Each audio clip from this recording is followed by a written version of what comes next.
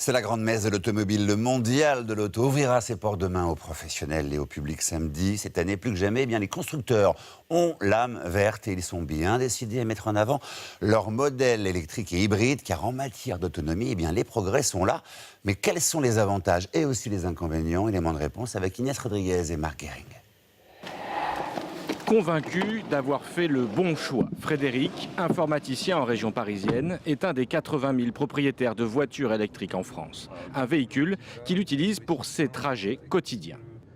La voiture a, on va dire, en hiver, 120 km d'autonomie. En été, c'est plutôt 140-150. Sa voiture, une Renault Zoé, lui a coûté un petit peu plus de 15 000 €, une fois prélevé les 7 000 € d'aide de l'État, soit 1 000 ou 2 000 € plus cher qu'une petite citadine diesel. Par ailleurs, la location des batteries de sa voiture coûte 194 € par mois, plus 50 € de facture électrique.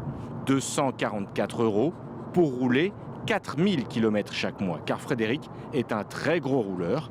Il habite à 85 km de son lieu de travail.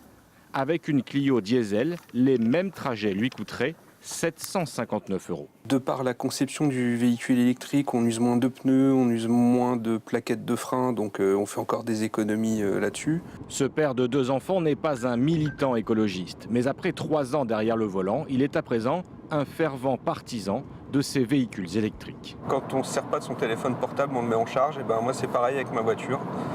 Quand j'arrive quelque part, si je peux, je la mets en charge et puis je gagne des kilomètres pendant que je fais autre chose.